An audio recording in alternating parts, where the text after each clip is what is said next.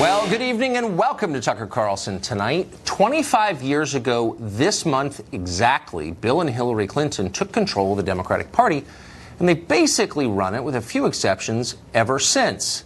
It's been a long time. Here's a look back.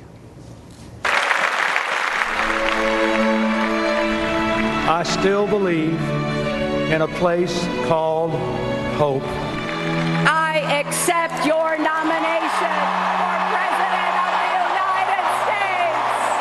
I experimented with marijuana a time or two, and I didn't like it and didn't inhale. You could put half of Trump supporters into what I call the basket of deplorables. I did not have sexual relations with that woman, Miss Lewinsky. I can state unequivocally that, as my husband has said, these are false allegations. It depends upon what the meaning of the word is. Yes.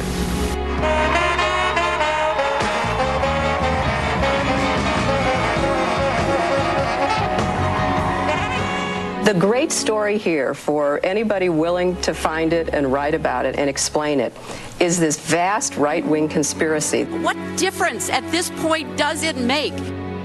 I feel your pain. This was the biggest nothing burger ever. Thank you, and may God bless you and the United States of America.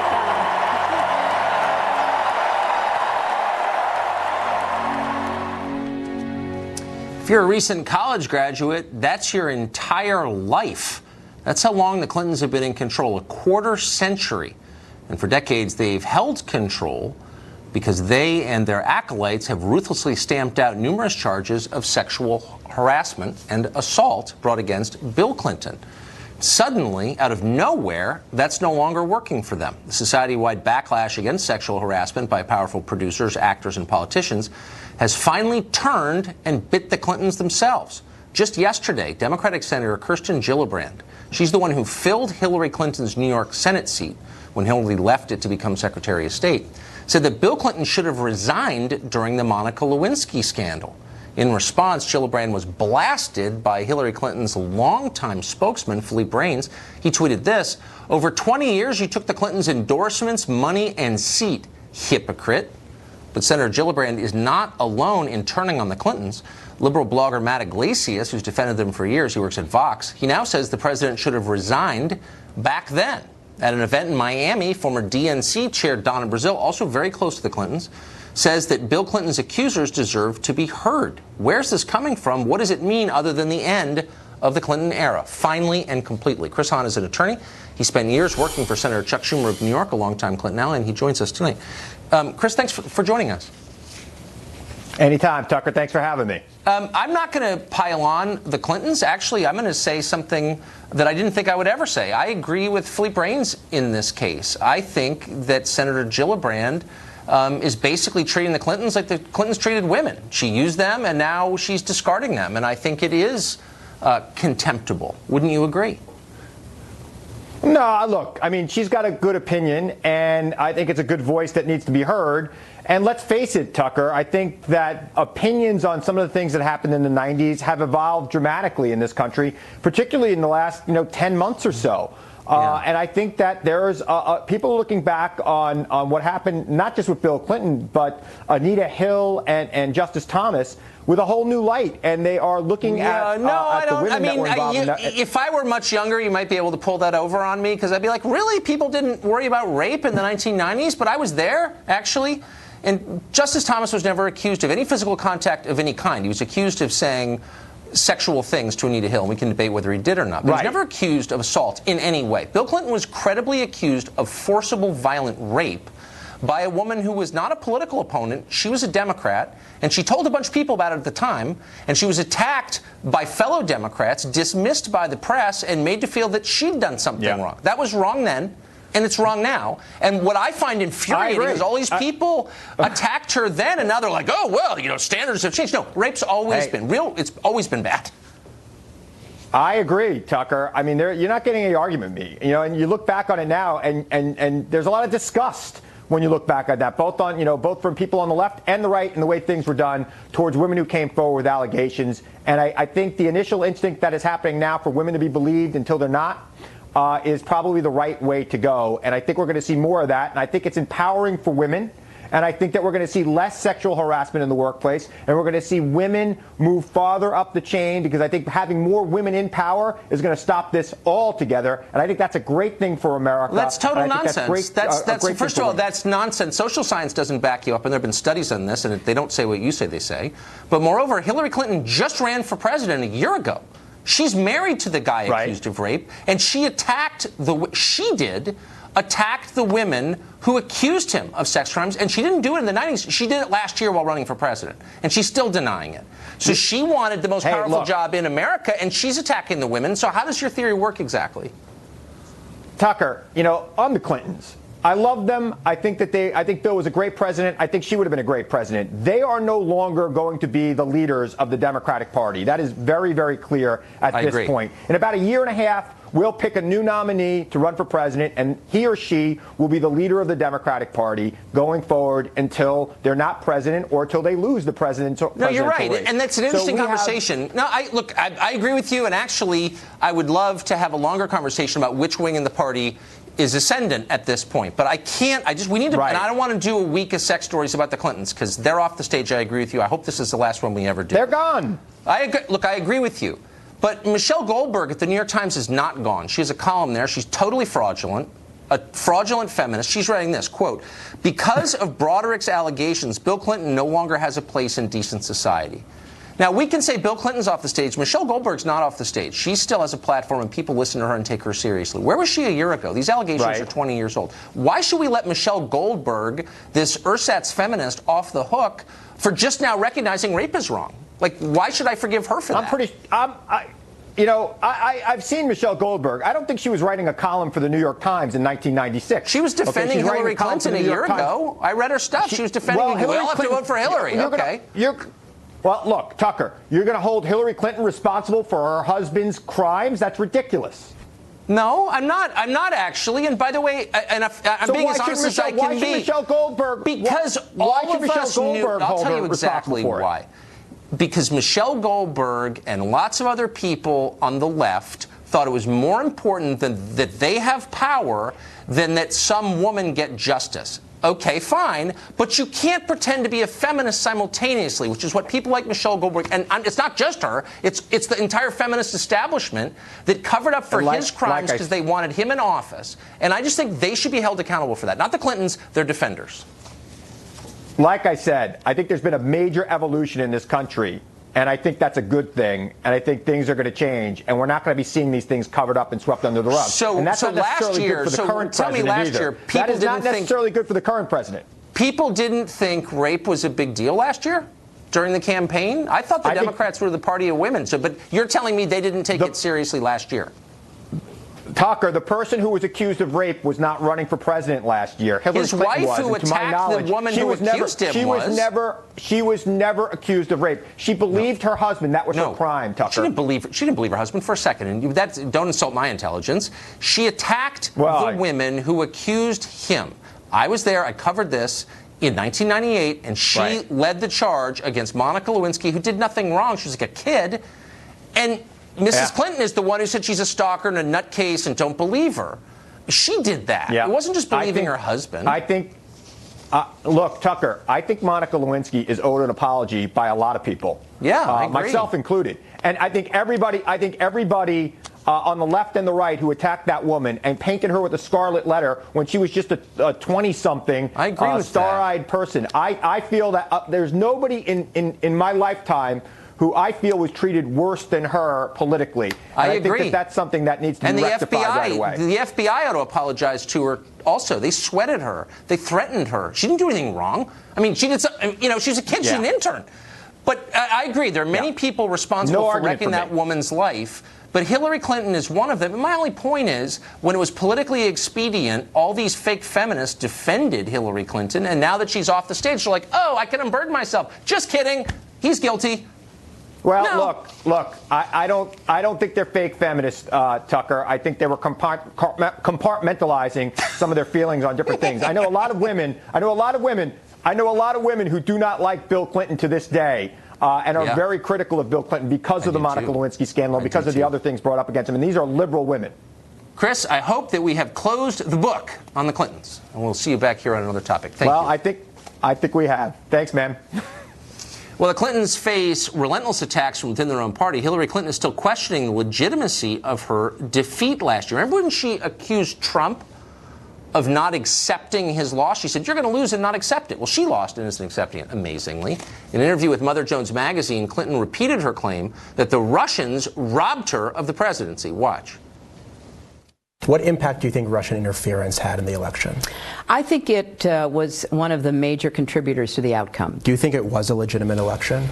I think that there are lots of questions about its legitimacy. As we learn more about it, we know that the web of connections between people on Trump's team and Russian representatives just gets more and more dense.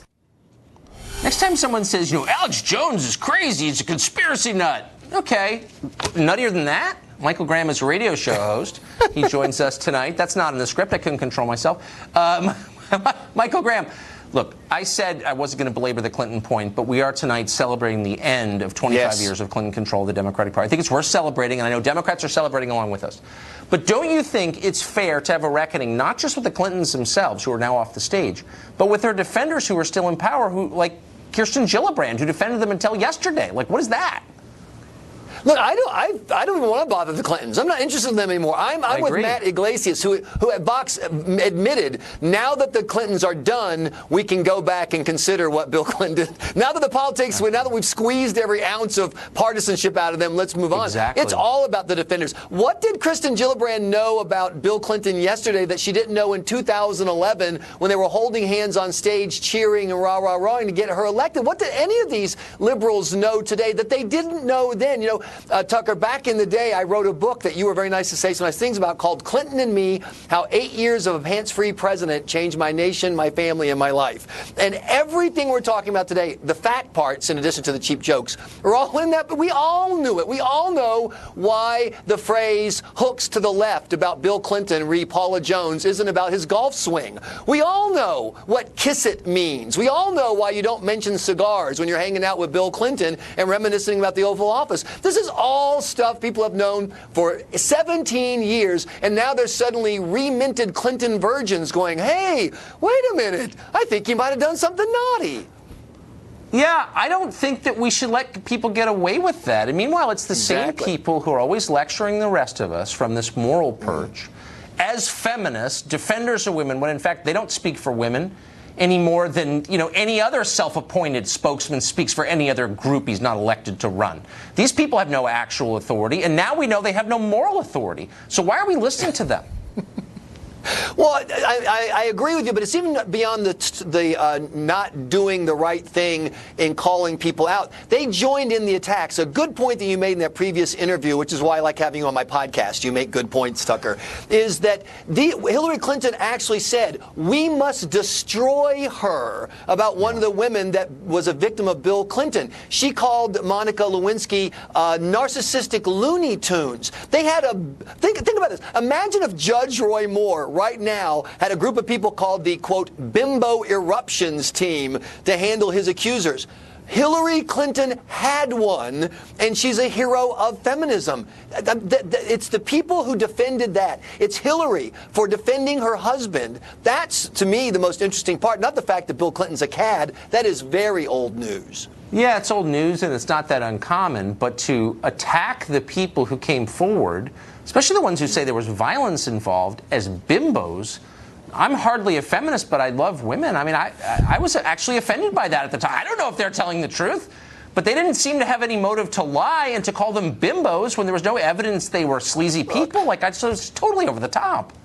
Come on, Tucker. Everybody knew Bill did it. Come on. When he was standing there with the... Oh, I agree. I mean, I always thought he did.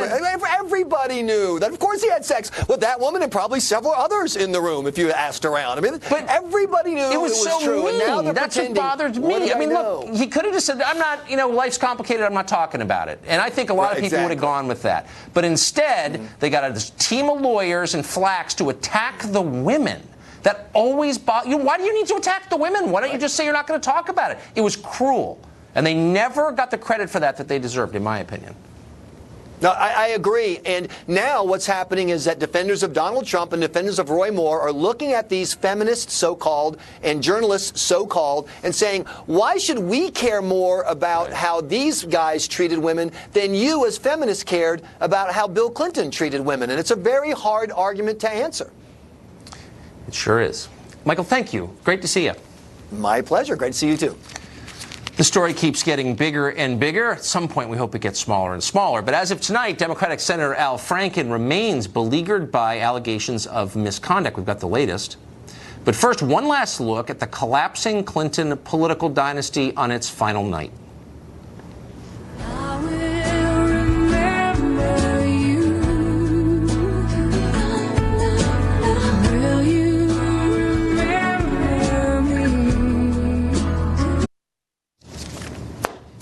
The left is at war with itself tonight over the fate of Minnesota Senator Al Franken, one day after radio host Leanne Tweeden accused him of kissing her and taking a lewd picture that you're seeing on the screen there without her consent. Slate.com says Franken ought to resign. So does Vice and two top Democrats in the state of Minnesota. A feminist writing for the Washington Post, though, says Franken ought to stay. Mother Jones's Kevin Drum says resignation would be a gross overreaction to the offense. Ann Coulter's been around a long time, watching this kind of stuff on the American left for decades, and she joins us tonight. Ann, it's great to see you. Great to be here, Tucker. I assume that you know Al Franken because he's always around, he's always selling books, you are too. So what's your informed opinion on this story? Well, technically, he's always selling books by putting me on the cover of his books. I remember. My informed opinion is, for one thing, the Democrats do not care what Republicans have to say about it, so I may as well tell you the truth of what they ought to do. I don't think any Democrats are watching Fox News, but if they were smart, they'd get rid of him. I mean, in Minnesota, he would be replaced by a much more woke Democrat, you know, maybe Keith Ellison, most likely, more likely, a feminist. You have an actual photo here. I mean, can you imagine if that were a member of the Duke lacrosse team? The lacrosse across the country would have to be shut down. I mean, what, you know, with the Roy Moore thing going on, which, by the way, footnote on that, I mean, that's getting to be like a mystery novel, the way the facts go back and forth. You think, wow, that accuser looks pretty strong, and then, oh, except her stepson calls her a liar, and Judge Moore was the divorce judge, or the judge on her divorce case. It just keeps going back and forth. So there really is nothing resembling actual evidence in that case. In the case of Al Franken, they have an admission and, I think, a pretty ugly photo combined with the accuser's point. If you saw her interviews yesterday, and I think she was extremely compelling and lovely, and she's not asking for his resignation or anything else, but it was part of humiliating her generally because she didn't enjoy having his tongue stuck down her throat. And he has been very nasty to women and does have a history of that. So here's the thing, though, that strikes me about Al Franken is he's nasty to everybody. He's an awful person who berates those below him, takes credit for work he doesn't do, is a terrible boss, the staff hates him. He's just mercurial and mean, and I've seen it myself. And, like, that's not a big deal until some picture comes out, you know what I mean, with him doing something lewd, which I'm, of course, not defending. But why isn't there a penalty for being awful to your staff? Shouldn't that be a resignation-worthy offense? I'm so glad you mentioned that, Tucker, because I'm a lawyer who can actually explain sexual harassment to you. Curiously, why is sexual harassment or a hostile environment, why is that against a federal law? What makes that a federal issue? Well, I never understood this, and I mean, it was like not understanding what it meant to be nearsighted until I knew that if you have perfect vision, you're both nearsighted and farsighted. Interestingly, if you harass both men and women, you have not committed a federal violation. The reason hostile environments are against federal law and part of the civil rights law and asking only your women employees to have sex or only your male employees to have sex is that it is discrimination on the basis of sex. Right. So, in fact, someone who merely discriminates on the basis of sex, which I'm against, of course. Jerk to both. But my only point is not whether it ought to be against the law, but if there's a senator, and there are a bunch of them up there, throw things at their staff, And there's this conspiracy of silence around it where no one ever says it. Like, that's awful behavior. No. You should not misuse your power to bully people beneath you. He has for years, and no one said word one about it. I don't know why. No, that's true, though I do think there's a particular venom toward women in the case of Al Franken. Yeah, and the idea that the idea that no one talks about who the mean senators are, I promise you, as a former Senate staffer, that's all we talk about. I said, come on my show to name names. Well, I'd like to tell you the names because I thought this was interesting. Not of the mean ones, I'll be nice. But when I was working with the Senate Judiciary Committee, absolutely 100% unanimously, the two nicest senators to their staff were, I hate to admit the first one, Teddy Kennedy and Jesse Helms. I knew that. I knew that. They were famous for that. Ann Coulter, thank you for setting that record straight. Great to see you. Well, police in New York say burdensome requirements from headquarters are making basic police work feel like applying for a mortgage. Is this any way to keep the public safe? We'll talk to a former homicide detective and someone who's studied it for years. Next.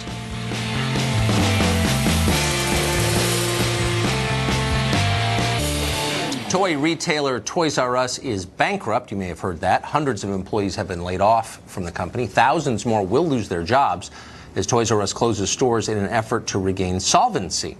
Given the collapse of the company, though, it is remarkable to watch the very people who rode it into the ground argue that they ought to be awarded massive bonuses, and they are arguing that. Toys R Us recently petitioned a bankruptcy court for permission to pay out $16 million in bonuses to just 17 executives. Do the math on that. In its filing, the company said the importance of these bonuses, and we're quoting now, cannot be overstated. The company also laments, quote, the lasting and continuous stress its top executives have been placed under, presumably after having to fire so many underlings. In other words, the executives are the real victims here. Keep in mind that we didn't make any of that up and that it's not unusual at the upper reaches of corporate America when even when you fail, you get rich. There's something wrong with that. Well, police in New York City reportedly baffled by difficult new requirements that make them hesitant to stop and search suspected criminals. According to the New York Post, cops compare the paperwork required after every stop to applying for a mortgage, and not in a good way. Some cops say they're afraid to stop anybody because they figure police brass won't support them in a controversy.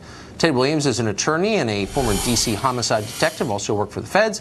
Heather McDonald is the author of the book, The War on Cops, How the New Attack on Law and Order Makes Everyone Less Safe, and they both join us tonight. Heather, first to you. Crime is going up in certain parts of the country. That seems obvious, not just the murder rate, but the armed robbery rate, for example. Is this part of the reason? Absolutely, Tucker. Cops across the country are deciding it's better to just drive on by that guy hanging out on a known drug corner at 2 a.m. hitching up his waistband as if he has a gun, because for the last 3 years they've been living with this specious Black Lives Matter narrative that says that that type of essential constitutional proactive policing is racist. They're worried about getting caught on a cell phone video having to use lawful force to subdue a resisting suspect. And they don't have to make those stops. Those are purely discretionary. And we've had a 20% increase in our murder rate in the last 2 years. Victims overwhelmingly black. An additional 1,800 black males have been killed in the last 2 years compared to 2014. Right. So this depolicing is a very serious problem. Well, it hurts the people who live in those neighborhoods who are not rich policymakers. So, Mr. Williams, you've been on the retail end of this. You've been a cop. If you felt like you were under this kind of scrutiny and that you might be sued for stopping someone, would you be less likely to stop people? I would be clearly less likely to stop someone. And let me say, this kind of political correctness, I believe, is going to get some law enforcement officer killed. Just yesterday, in Baltimore, Maryland, a father of 5, Sean Shooters, stopped a guy and was shot in the head, and he's now dead. Police officers have to make split-second decisions, and you cannot micromanage police officers. And I'm just really upset with the manner in which New York is trying to micromanage their police officers, and they don't have the backs by their supervisors don't have their backs, and that is very troubling. And it's obvious, and it's not just in New York, it's in a lot of other cities, including Chicago. Heather, there's got to be a way to work against or try and stop the abuse of power by anybody in authority, because it's always wrong, but at the same time allow police to keep crime under control? Why do we have to overcorrect so dramatically? Well, first of all, obviously officers have to be accountable, and we need transparency. So some sort of oversight is absolutely essential, but we have had that oversight. There is no evidence that we have had a problem with systemically racist policing. I think the Trump administration is doing a good job in trying to turn the narrative around. Attorney General Jeff Sessions has sent a strong message to federal law enforcement that he wants them to put a priority on prosecuting violent crime, putting people away in prison, which is not something that was going on under Attorney General Eric Holder. At a local matter, police chiefs have to let their cops know that they are going to tell the public what the crime data is, and that police going to where people are most being victimized, which is tragically in black neighborhoods, is not going to get the cops in trouble. Right. So, Ted, I mean, when I was a kid, cities were depopulating because of crime. Do you think people have forgotten what that was like? Yeah, I think we are in a different time right now, and you're finding that, especially in predominantly black neighborhoods, good people are fearful just to come out into the neighborhood because they don't know the difference between whether good police officers are going to be there to help them out or whether a crook is their best friend. And what I am saddened about right now is to try to tie police officers' hand. There's a case constitutionally, Terry versus Ohio, that dealt with stop and frisk. And the Supreme Court has given police officers the right to stop someone. If they're in fear of their own safety, they can do a pat down and they can even go in. And now we seem to try to erode even Terry versus Ohio, and you're putting police officers' lives in danger. So, Heather McDonald, really quickly, where can you get crime statistics that you can believe? It feels like they're politicized and there's a lot of lying about them. How can you find out what the crime rate is in your city? Well, New York actually does a pretty good job of publishing crime data, and what we know is that a black New Yorker is 50 times more likely to commit a shooting than a white New Yorker. That fact means that we are going to have more stops in black neighborhoods. That's not because the police are racist, it's because they're trying to save the lives of those thousands of people that are living there. As Mr. Williams rightly says, the majority are law-abiding. They want the police, they want protection. And the public should know what these massive crime disparities are, which is what is responsible for policing in different neighborhoods. Yeah, so normal people can be protected. Ted, Heather, thank you very much. Thank you. Why has a lawyer for the Las Vegas shooting victims been prevented from entering Stephen Paddock's hotel room? That and new information on that investigation, which is still full of mysteries as of tonight. That's next.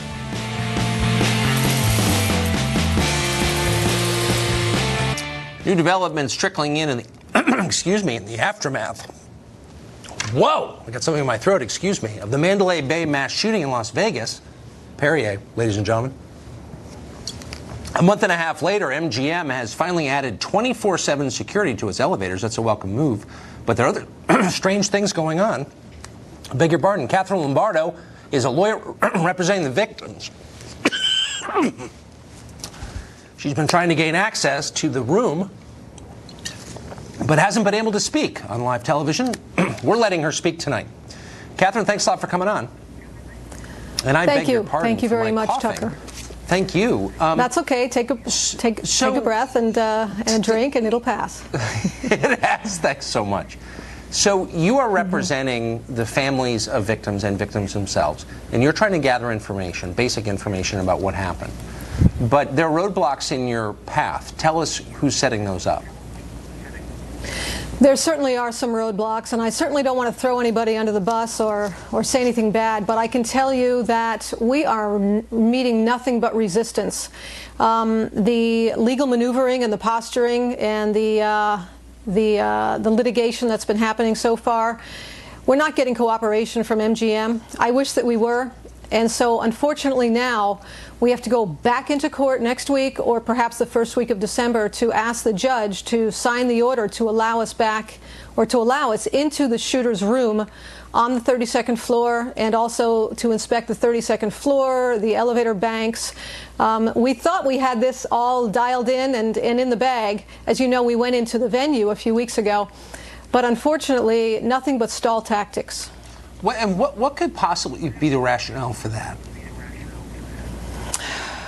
Well, I don't know. I suppose maybe you'd have to ask the lawyers for MGM. It was a done deal. But the stall tactics, there's always an excuse. And so we're tired of waiting, and we're going to go into court and ask the judge to take charge. So do you know how Paddock got into a freight elevator? That's a pretty basic question. Have you got an answer to that? We are getting the answer to that. My own investigators are on that. I think I have an inkling of the answer, but of course I can't really explain it yet or reveal it yet. But there are many theories. I would suggest that probably staff allowed him into the elevator and helped him call the elevator up. And do we know why they would have done that? Well, our suspicion, of course, I can't reveal what we know so far, but our suspicion might be that because he was a heavy roller, or a high roller, I'm sorry, right, and because he was well known in Las Vegas. All of the casinos knew him. He was a high roller. He was a familiar face. He lived there just outside of Las Vegas. Right. So I think that they probably thought there was nothing unusual about it. Maybe, I don't know, but certainly we will reveal that there was something very unusual about his activities. Do you know if the FBI had him in their sights at any point in the years preceding this massacre? Very interesting question, Tucker. I learned something today, but I haven't secured the solid evidence that I need to answer that question yet.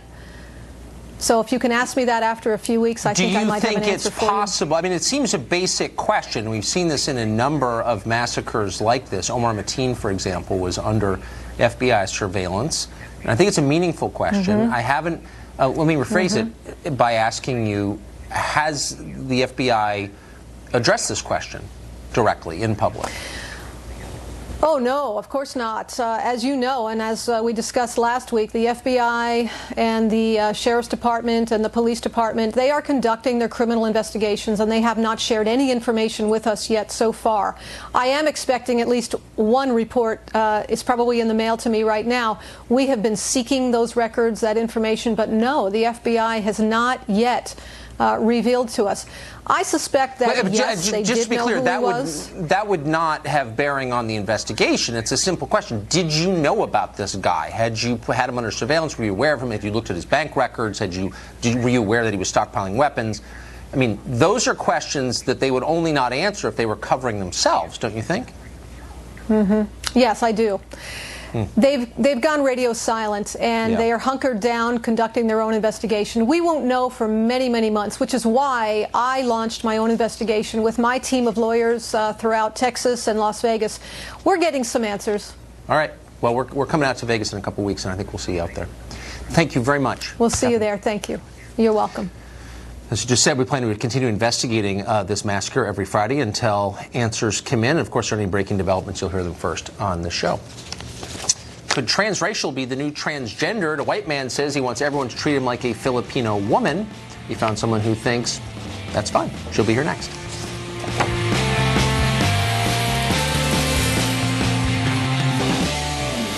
Rachel Dolezal appeared on the national stage more than 2 years ago, and since then it has felt inevitable that others would follow her lead. And now it's finally happening because, of course, it's 2017. Adam Wheeler is his name. He was born a white male. As an adult, though, he became transgender and then kept going. He now identifies as a Filipino woman. Wheeler changed his name to Jadu. He travels around Tampa, Florida in a tuk-tuk. It's a kind of motorized rickshaw common in Manila. Kathy Aru is founding publisher of Catalina Magazine, and she joins us tonight to sort this out. So, Kathy, I'm glad you're here. Thank you. I'm a little out of it when it comes to what's acceptable and not on the left, and so you're kind of our spirit guide, our shaman. Thank you. Our Sherpa for this journey to the heart of insanity. Is this okay or not? This is totally okay. It's very American to be who you want to be. This person has the freedom to be who she wants to be, and she wants to be a Filipino woman. So that's okay. That's okay. Yes. So that means that physical reality is no longer kind of a limit to our aspirations. So if a white man can become a Filipino woman simply by saying so, then could I become, I don't know, a successful hedge fund manager or an NBA star? Absolutely. According to Jadu, which is her name, it's what's on the inside that counts, not what's on the outside. So there's a growing movement. There's many people that are now identifying themselves as the other gender and as another culture or race or ethnicity. But this would entail some kind of like power shifts here a little bit. So like if I were hoping to take advantage of like a college admissions program, could I change for the purposes of that? I'm not quite sure how it actually would work for college admissions. I mean, I haven't heard of a case, but it sounds like it's accepted. It sounds like it's okay, and Jadu is not hurting anyone. Jadu is fine. If these people want to be who they want to be, that's fine. I'm not attacking Jadu or mad at Jadu, and a little confused by Jadu, but, you know, I'm open-minded from California. Right. If this person's not hurting anyone, then what's wrong? Well, I don't know. I mean, you can, look, I mean, the pie is only so big. So, for example, the federal government has all kinds of set-asides for female-owned businesses. Right. And they get contracts. You know, businesses have an advantage in getting massive government contracts if they're owned and operated by a woman. Right. So could Jadu just show up, or could I say, you know, my name is now, I'm a Filipino woman, and I now qualify for this program. There are only so many contracts, so maybe I beat you out for one of them. How would you feel about that? Well, that's fine. If you identify as a woman and you're not hurting anyone, there's nothing wrong with that.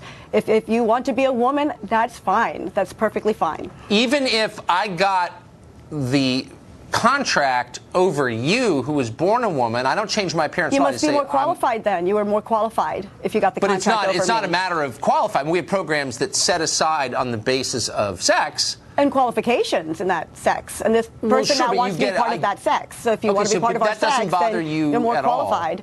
No, it's a matter of qualification, and welcome to our gender. Is there any limit then to like the make-believe becoming real that you're describing? I mean, is there anything I can't be? If I can be a different sex, a different race, could I be a different species? Well, if it's not hurting anyone, then what's the problem? I mean, it's very American to be who you want to be. So I think it's wonderful. I think it's beautiful. I think it's great. We used to call it, and I'm not attacking anybody at all, but we used to say, and Freud himself, as a father of modern psychotherapy, said that would be delusional to imagine that you are something that you're not. I mean, people were institutionalized for calling themselves Napoleon, famously. But as you said, it's 2017, so it's okay now to be transracial and transgender. We're accepting. We're an open society. Right. We're so modern you society. Would not. So if you had a friend who said, by the way, you should know that I'm Napoleon. Don't send me to Elba. Right. But I'm Napoleon. I'm going to invade Russia or whatever. And that's okay. Yeah. That would not be a sign of mental illness. That would just be a sign of like personal actualization. Absolutely, yeah. As Jadu said, it's what's inside that counts. And if I want to be friends with a person who wants to think that, that's my choice. And that's that person's choice. Is it your choice? So that's the question. This is my final question to you. Are the rest of us allowed to remain reality-based, or are we going to be punished for not playing along with other people's fantasies? What if I say, Jadu, I'm going to call you Bob. Like I grew up next to you. You're Bob then. You look like Bob now. Should I be punished for calling Jadu Bob? Well, no, I think that's the beauty of it, that Jadu can be who Jadu wants to be, and you can be who you want to be. So that's the beauty of our country. You can be who you want to be. Wow. Yeah. This is an elaborate defense of Elizabeth Warren, clearly. You just mounted. It's like totally demented. But I appreciate Thank you giving us the new rules. Thanks, Kathy. Thank you. No problem. Well, we're going to close out this week, as we often do, with an inspirational message from the Poet Laureate of CNN, Chris Cuomo. Stay tuned for that.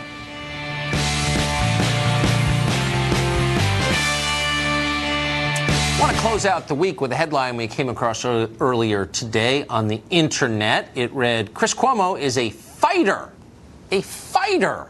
Who is this godlike creature who lives over at CNN? We went looking for answers, and we came across this video, which is real. Watch. It's allergy season, cold season, kids bringing home stuff from school season, but you got to do what you can to make yourself better. And here, and what you see is your spirit, and right here. Keep working, keep working, keep working. See you in the morning. I'll be honest. We started this to make fun of Chris Cuomo, but somewhere along the way, we fell in love with things like that. It's a prose poem, haiku. Chris Cuomo, ladies and gentlemen. Thanks for ending our week on that note. That's about it for us. Every night at 8, the show that's the sworn enemy of lying, pomposity, smugness, and groupthink. Have the best weekend, and we're going to see you back here at 8 o'clock p.m. from Washington, D.C. Sean Hannity's next. See you then.